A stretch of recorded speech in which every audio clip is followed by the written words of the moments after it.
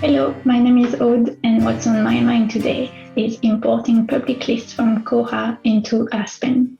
So the first thing I'm going to check in my administration setting on Aspen is that the function to import lists from the catalog has actually been enabled.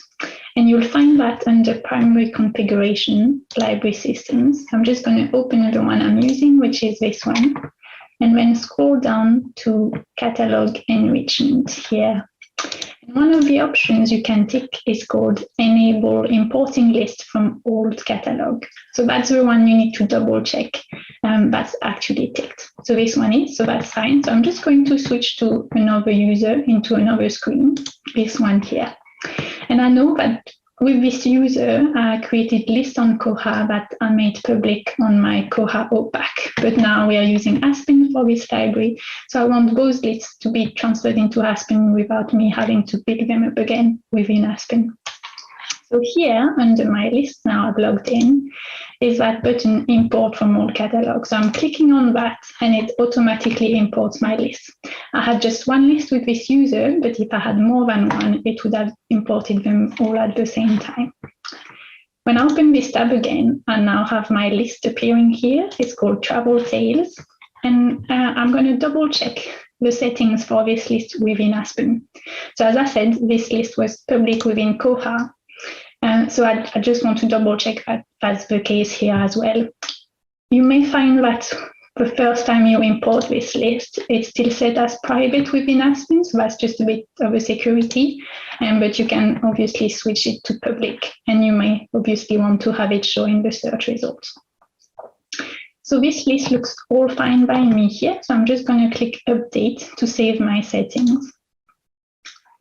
The other interesting thing I can do with lists within Aspen is edit other people's lists. So if my colleagues have also imported their Koha list into Aspen, but they need my help adapting them, I can actually go find their list within Aspen and edit them from there. So I know that there is another list here, so I'm going to go and find it. And it's a list of cookery books. And here it is. It's not created by this user here, which is called A-Test. It was created by another user called PTFS admin. So this other user imported their list, and now I have access to it. The reason I have access to it is because I have the right permission. So if we double check the administration module here and go and see actually which permissions. So I'm with this user, a test user, I've got the list publisher permissions. And if we go here, we can see that I do have the ability to edit all lists, and I do have the ability to edit list covers as well.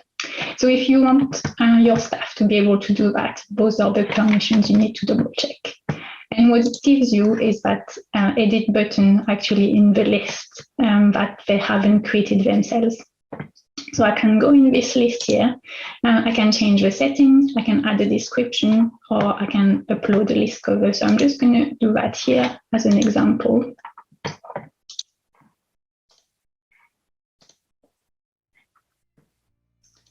Okay, so now my list will have been updated, and when I look for it again in my search there, it will appear with my cover. And that's it for lists.